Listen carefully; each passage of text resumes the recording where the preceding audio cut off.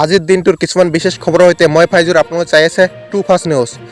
আজি এটা সৰু কথা লৈ ৰাজ্যজুৰি চৰ্চা লাভ কৰিছে আৰু কথাটো হ'ল যে নিৰ্বাচনৰ আগত মন্ত্ৰী হিমন্ত বিশ্ব শৰ্মা ডাঙৰীয়াই এখন কথা কৈছিল যে যদি তেওঁলোকে চৰকাৰ গঠন কৰিব পাৰে, তেওঁলোকে যদি দিছপুৰ দখল কৰে তেন্তে 2 মে'ৰ পিছত ৰেহাই কৰি দিব। বন্ধন বেংককে ধৰি সৰু সুৰা যিমানখিনি মাইক্ৰ' ফাইনেন্স আছে সকলোবিলাক ৰেহাই কৰি দিব তেওঁলোকে বুলি প্ৰতিশ্ৰুতি দিছিল। পিছে তেওঁলোক চৰকাৰ গঠন কৰাৰ পিছত প্ৰথমখন কেবিনেট বৈঠকতে তেওঁলোকে আলোচনা কৰিছে মাইক্ৰ' ফাইনেন্সৰ বিষয়ে। এতিয়াৰ সময়ত টোটাল বন্ধন বেংককে ধৰি সৰু সুৰা মাইক্ৰ' ফাইনেন্স যিমানখিনি আছে সকলোখিনি ঋণ মিলাই 1200 কোটি টকা টোটাল ঋণ হৈছে। সকলোখিনি ঋণ মাফ কৰি দিয়াৰ পৰিৱৰ্তে তেওঁলোকে যিমানখিনি ঋণৰ সুদৰ হাৰ আছে আৰু এতিয়া যিমানখিনি ঋণ আছে সিমানখিনি ঋণ হয়তো চৰকাৰে পৰিশোধ কৰিব নোৱাৰিব। সেইবাবে তেওঁলোকে এতিয়া কৈছে যে আমি ঋণ নহয়, আমি ঋণৰ সুদখিনিহে ৰেহাই কৰি দিব পাৰিম। ইয়াকে লৈ এখন কমিটি গঠন কৰিছে নগৰ উন্নয়ন মন্ত্ৰী অশোক সিংহালয়ৰ নেতৃত্বত এখন কমিটি গঠন কৰিছে আৰু এতিয়া চূড়ান্ত সিদ্ধান্ত ল'ব এই কমিটিয়ে। পৰৱৰ্তী সময়ত কি হয় এইটোৱে হ'ব লক্ষণীয়, কিয়নো সকলোৱে ভাবি আছে যে সকলোৰে মাইক্ৰ' ফাইনেন্স তথা বন্ধন বেংকত যিসকলে ঋণ লৈছিল তেওঁলোকৰ ভাবি আছে যে তেওঁলোকৰ ঋণখিনি ৰেহাই হৈ যাব, কিন্তু হয়তো এইটো নহ'ব পাৰে। অসমৰ এক প্ৰভাৱশালী মন্ত্ৰী ইয়াৰ আগতো তেওঁৰ এক কল ৰেকৰ্ডিঙে ৰাজ্যজুৰি চৰ্চা লাভ কৰিছিল। পুনৰ এবাৰ তেওঁৰ এক কল ৰেকৰ্ডিঙে ৰাজ্যজুৰি চৰ্চা লাভ কৰিবলৈ সক্ষম হৈছে। যাওক কল ৰেকৰ্ডিঙত কি কৈছে প্ৰথমতে চাই লওক। ক'ত আছে আপুনি? ঘৰতে আছো ছাৰ। কিয় পাঁচটা চাই নহয় কেনেকে যাম ছাৰ? পাঁচটা ক্লিয়াৰ কৰিব বুলিছোঁ ছাৰ। কিয় পাছ লাগে আপোনাক? 12টা বজালৈকেতো পাছ নালাগে একো। ছাৰ ঘূৰি আহোঁতে দেৰি হ'ব নহয় ছাৰ মোৰ অকণমান। কিয় আপুনি মোৰ লগত মোক ক'ব লাগিছিল আহি পেলাই ইয়াতে। মই নাজানো ছাৰ, মই কৈছিলোঁ যে আপুনি মই মন্ত্ৰীয়ে আপোনাক চিফ ইঞ্জিনিয়াৰ মাতিছিল নে নাই? কৈছিলোঁ ছাৰ চিফ ইঞ্জিনিয়াৰ, মই কৈছোঁ পাঁচটা চাই কিয় আপুনি মই মন্ত্ৰী হয়, মই কিন্তু এৰা মানুহ নহয় দেই। বুজিছোঁ ছাৰ। আপুনি এতিয়া 50% কাম কৰিছে, কাম কমপ্লিট কৰক, নহ'লে আপোনাৰ ওপৰত মই ক্ৰিমিনেল কেছ দিম। কাম কৰিয়ে আছোঁ ছাৰ, তাতে মাটি চাটি নাই। যদি ৰাজীৱ শইকীয়া ডাঙৰীয়া আহিব পাৰে আপুনি কিয় নোৱাৰে আহিব কওকচোন? পৰা পলাই ফুৰে আপুনি আপুনি অফিচৰ পৰা পলাই ফুৰে, নাহে। 52% কাম হৈছে। জেড ইঞ্জিনিয়াৰিঙৰ 90% কাম হৈছে, আপোনাৰ 52% কাম হৈছে। আপোনালোকৰ কাৰণে মানুহ বিপদত পৰিব। মই আপোনাক ৰিকুৱেষ্ট কৰি কৈছোঁ, মই আপোনাক ভালকে কৈছোঁ, কাম আপুনি 1 মাহৰ ভিতৰত কমপ্লিট কৰিব লাগিব। পাৰিব নোৱাৰিব? মাটি নাপায় ছাৰ, তাতে গভৰ্ণমেণ্টৰ মাটি নাই। বেলেগে কোনেকে মাটি পাই আছে? ছাৰ মাটি কিনি লৈছোঁ ছাৰ, মানুহবিলাকে মাটি নিদিয়ে ছাৰ। বেলেগে মাটি কিয় পাই আছে? আপোনালোকে মাটি ছাৰ য'ত পাইছিলোঁ তাতে মোক ৰাখক। মাটি নাছিলে বুলি আপোনালোকক লিখিত দিছিল নেকি? দিছোঁ ছাৰ, মই বহুত লিখাটো দিছোঁ। বহুত আপোনাক বহুত কথা ক'ব লগা আছে ডিপাৰ্টমেণ্টৰ আছে বুলি কয়। নাই ছাৰ, নাই ছাৰ। আছে বুলি কয়। মাটি ক'ত পালে? ছাৰ তেখেতসকলে যেতিয়া কিনিছিল ছাৰ সেই পথাৰৰ মাটিবিলাক পানী হৈ গৈছিল। আপুনি কাইণ্ডলি আপোনাক উইথ ৰেচপেক্ট কৈছোঁ, আপোনাক বেছি কথা কৈ আছিলে। আপুনি মোৰ কথা শুনক। কওক। আপুনি কামটো লওঁতে চাইছিল নে নাই ইয়াত যে মাটি নাপায়? ছাৰ কামটো লওঁতে ছাৰ তাতে ডিপাৰ্টমেণ্টে মাটি ধুই হৈছিল, গোটেইখিনি এনক্ৰোচমেণ্ট হৈ আছে মাটিবিলাক ছাৰ। আপুনি কিমান দিনত কমপ্লিট কৰিব লগা আছিলে? ছাৰ আমাৰতো অৰ্ডাৰ দিওঁতে ছাৰ 2 মাহে দিয়ে ছাৰ তেওঁলোকে। এতিয়া কিমান দিন হ'ল? ছাৰ এতিয়াতো মাৰ্চলৈকে মোৰ টাইম আছে ছাৰ, এতিয়া 22 মাৰ্চলৈকে। কিমান দিন হ'ল আপোনাক? ৰ'ব, কিমান দিনত দিছিল? টাইম কিমান দিন দিছিলে? কিমান দিন হ'ল তেওঁৰ? হা? কেইমাহ হ'ল? কেইমাহ দিছিলে? কেইমাহ হ'ল? 1 বছৰ হৈ গ'ল। আপুনি 1 মাহৰ ভিতৰত কাম কৰক, নহ'লেতো মই কাম কেঞ্চেল কৰিম। কাম কেঞ্চেল কৰোঁ, প্ৰথম আপোনাৰ ওপৰত মই একশ্যন ল'ম। আপোনাৰ কাৰণে গাঁৱৰ মানুহ, দুখীয়া মানুহ ঘৰ দুৱাৰ ভাঙিব, মানুহৰ খেতি নষ্ট হ'ব, আপুনি ধনী হ'ব, সেইটো মই হ'ব নিদিওঁ। শিশু হাজৰিকাই নিদিয়ে সেইটো হ'বলৈ। আপুনি প্ৰথম মোক অসন্মান কৰিছিলে নাহি। মোক 5 হ'লেও কেনেকৈ যাম ছাৰ? 5 12টালৈকে পাছ কিয় লাগে আপোনাক? 12টা দেৰি হ'ব নহয় ছাৰ গৃহতে। মই কেনেকৈ দেৰি হ'ব? মইতো আপোনাক এৰি দিলোঁ হয়, আৰু মই মন্ত্ৰী এটা আপোনাক লৈ গ'লো লগত। হয়তো নাজানো ছাৰ। আপোনাৰ লগত লৈ গ'লো মানে আপুনি নক'লে কিয় চিফ ইঞ্জিনিয়াৰক? কাৰণে মই নাযাওঁ। যুৱক কৈছোঁ ছাৰ, মই যুৱক কৈছোঁ যে 5টা কৈছোঁ ছাৰ। মই কিয় ফোন কৰিছিল ৰাতিপুৱা? মই কৈছোঁ 5টা কিয় পাছ লাগে আপোনাক? চিফ ইঞ্জিনিয়াৰে কৈছে 5 নালাগে, মই আছোঁ। আপুনি এনেকৈ বাহানা বনাব আহিছে। ঠিক আছে ছাৰ। কিন্তু মোৰ লগত নকৰিব। হ'ব ছাৰ গম পাইছে আপুনি আজিৰ পৰা যে কাম চলি আছে আপোনাৰ কাম চলি আছে নাই তাৰ এতিয়া বৰষুণৰ কাৰণে কাম বন্ধ আছে মানুহখিনি বিপদত পৰিব বৰষুণৰ কাৰণে কাম বন্ধ হৈ আছে ছাৰ বৰষুণৰ কাৰণে কাম বন্ধ হ'ব বৰষুণৰ কাৰণেতো এটলিষ্ট মানুহ থাকিব লাগে চাইডত ছাৰ বৰষুণ মানুহ এতিয়া ঈদৰ কাৰণে গুচি আহিছে ঈদ হৈছিলে বৰষুণৰ আগত আপুনি আজি কালি আহক ইয়ালৈ কালি আহি মোক এবাৰ ফটো পঠাব হ'ব ছাৰ কালিৰ পৰা কাম আৰম্ভ কৰিব ছাৰ কথাটো বালি মাটি দিলেও আপত্তি কৰে আপুনি বানপানী দিনত ইয়াতে আপুনি এবাৰ মথাউৰিত থাকিব লাগিব আছো ছাৰ আমাৰ জগছৰ আমি আছো বানপানী আপুনি ৰাতি 2টা বজাত মই আহিম কাইলৈ মই শৰ্মা ডাঙৰীয়া আপোনাক মই ৱৰ্ড দি গলো ৰাতি 2টা বজাত আপোনাৰ মথাউৰি চাবলৈ আহিম 38 years কাম কৰিলো ছাৰ এতিয়ালৈকে ক'তো আপুনি 30 years কাম কৰিলে মোৰ মতলব নাই কাম কমপ্লিট কৰা নাই মোৰ সেইটো মতলব মাটি আপুনি মোক অসন্মান কৰিছে সেইটো মতলব মাটি নাপায় ছাৰ তাত ইঞ্জিনিয়াৰক অসন্মান কৰিছে ইঞ্জিনিয়াৰ মাতিছে আপুনি অহা নাই সেইটো মতলব ছাৰ মাটি ব্যৱস্থা আপোনাৰ কথা আজি ৱৰ্ড দি গলো ৰাইজৰ আগত কৈ গলো শৈলেন শৰ্মাৰ কামত মই ৰাতি 2টা বজাত চাব আহিম বানপানী দিনত হ'ব ছাৰ ফুল পানী সময়ত আহিম আৰু আপুনি পদত থাকিব লাগিব হ'ব ছাৰ মোৰ বিট নহয় আপোনাক মই পাছো উলিয়াই দিম হ'ব ছাৰ ঠিক আছে কিন্তু এনেকে আপুনি 52% কাম 1 বছৰ কৰিব নোৱাৰে মানে কামটো আপুনি 3 বছৰ লগাব আৰু আপোনাৰ ছাৰ বহুত ডিপাৰ্টমেণ্টৰ ৰেজিষ্টত আপোনাৰ ক'ব লগা আছে ছাৰ বহুতখিনি ডেট আছে গতিকে আপুনি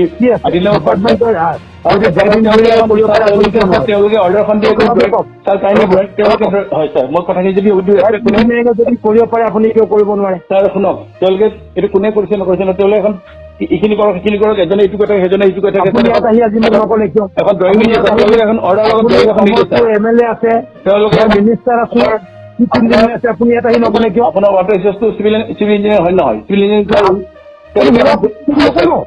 তেওঁলোকে একো নিদিয়ে ছাৰ ড্ৰয়িং চয়িং নিদিয়ে কিমান প্ৰফাইল আছে কি আছে এইবিলাক বহুত কথা ক'ব লাগে আপোনাক মই কৈ দিছো আপুনি মোৰ লগত কাইণ্ডলি তৰ্কাতৰ্কি নকৰিব আপোনাৰ ওপৰত মই একশ্যন লৈ দেখাম হ'ব ছাৰ ঠিক আছে যি লৈ ল'ব উপায়টো নাই কিন্তু তাত মাটি কাম কৰা নাই মানুহক মই কালি প্ৰেছ মিট কৰি ক'ম আপোনাৰ কাৰণে মানুহৰ ঘৰ দুৱাৰ ভাঙিব মই ঘৰ দুৱাৰ ভাঙিলে ছাৰ তাৰ কাৰণে মই কম ক্ষতিপূৰণ মই মানুহ মৰিব আপোনাৰ কাৰণে মানুহ মৰিব সেইটো হ'বলৈ মই নিদিওঁ তাত কেনেকে মাটি কাম কৰি আছে কাম আপুনি আৰু ল'ব নোৱাৰে এইটো কাম কমপ্লিট কৰক আপুনি কাম ল'ব নোৱাৰে হ'ব ছাৰ হ'ব আপোনাক ব্লেকলিষ্টেড কৰিম হ'ব ছাৰ মই এইখিনি মাটি পোৱা নাই চব ডিপাৰ্টমেণ্টত আপোনাক ব্লেকলিষ্টেড কৰিম মই হ'ব ছাৰ মই গভৰ্ণমেণ্টত আপোনাক কাম কৰিব লাগিব ৰিটায়াৰমেণ্টে লৈ লওক ছাৰ আৰু কামেই নকৰোঁ ৰিটায়াৰমেণ্ট লওক আপুনি মানুহক অন্যায় কৰাটো ৰিটায়াৰমেণ্ট লওক কৰা নাই ছাৰ মোকতো মোৰ ৰিটায়াৰমেণ্ট লওক আপুনি মন্ত্ৰী হিচাপে গাড়ী জুৰি কথা ক'লে নহ'ব ছাৰ মই কোনো বেয়া কাম কেতিয়াও মই বেয়া কাম নকৰোঁ আপুনি মোক জুৰি কৰি ক'লে এইটো আপোনাৰ কথা কিন্তু মই কি সমস্যা হৈছে যে আপুনি সুধিছেনে ছাৰ তাত মাটি নাপায় ছাৰ মাটিখিনি স্পটত নকলে কিয় ছাৰ মাটি নাপায় এইটো সময় আপুনি মিটিং পাতিছে মিটিঙত ক'ম ছাৰ আপুনি আহিব লাগিব নহয় স্পটত মই আহিছো মাটি নাপায় ছাৰ তাত মাটিখিনি কিনি কাম কৰিছোঁ আপুনি কিয় নাহিলে আজি ছাৰ মই কৈছোঁ 5টা বুলি পেলাই 5টা সেইকাৰণে অহা নাই ছাৰ 12টালৈকে কিয় 5 লাগে আপোনাক মই 10টাত আহিম আপুনি ইয়াৰ পৰা 11টাত ওলাই গ'ল হয় আপোনাৰ লগত মোৰ যোগাযোগ হোৱা নাই নে ছাৰ আপুনি যদি তেনেকৈ ক'লে অফিচৰ লগত অফিচে আপোনাক কোৱা নাই মন্ত্ৰী যাব বুলি অফিচলৈ চিঠি এখন দিব লাগে ছাৰ তেওঁলোকে সেইখন দেখাব লাগিব অফিচত মই লাগে আপোনাক ঠিক আছে মই চব কৰিম আপোনাক মই এতিয়া কথা নাপাতো আপোনাৰ চব ব্যৱস্থা ল'ম চিঠিও দিম আপোনাৰ মই চব ব্যৱস্থা ল'ম হ'ব ছাৰ হ'ব থেংক ইউ আপুনি মিনি লকডাউনৰ সময়ত ঘৰৰ পৰা ওলাব বিচাৰিছে নেকি আপুনি বিচাৰিছে নেকি যে আপোনাৰ লগত কিবা ডকুমেণ্টছ আছে কিবা পাছ আছে সেইবাবে আপুনি মিনি লকডাউনৰ সময়ত বাহিৰত গৈ ভালভাৱে ঘূৰিব পাৰিব বা কিবা কাম কৰিব পাৰিব তাৰ আগতে ভিডিঅ'টো এবাৰ ভালকৈ চাই লওক হয়তো ভিডিঅ'টো চোৱাৰ পিছত আপুনি ঘৰৰ পৰা ওলোৱাৰ আগত এবাৰ হ'লেও ভাবিব যে এতিয়া অসমত কি চলি আছে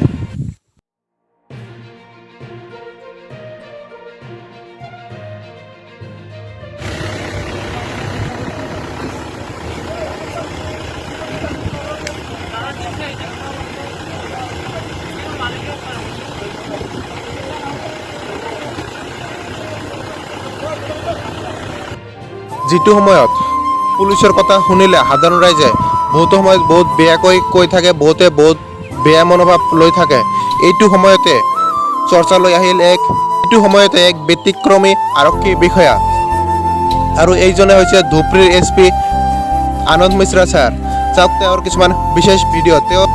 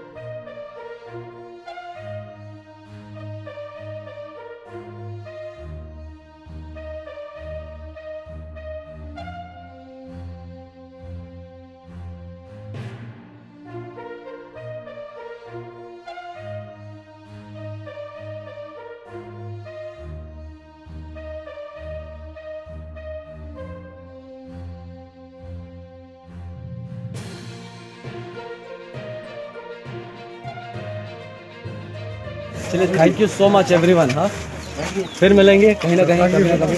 आप लोग, अरे सर नमस्ते। आप लोग इतना दिन मतलब इतना देर इंतज़ार किया, इसके लिए बहुत बहुत धन्यवाद। एंड सॉरी, नहीं बिल्कुल मैं किसी को नहीं भूलूंगा। और ये पे आते रहिएगा, ज़रूर ज़रूर ज़रूर।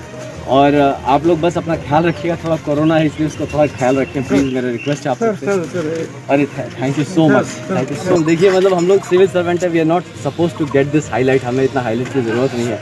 But thank you for all this love. I believe कि I am just a face. हाँ, this is your love for civil services. ये आपके जो प्यार है ये may be for the Indian police service के लिए है शायद। और शायद जो पुलिस का जज्बा है, जो सिंसियरिटी है, जो अक्सर हमारे काम में छलक के कहीं ना कहीं छुप जाता है, वो शायद कहीं निकल के आए। तो I take your love for each and every police man who standing on the road, public के लिए और आप सब के लिए। हर एक वो पुलिस वाला, राइट फ्रॉम द हमारे जूनियर मोस्ट से लेके senior most, I take this love all for them because I represent them. मैं इंडिविजुअली कुछ नहीं हूँ, जो हूँ वो इस वर्दी के लिए हूँ।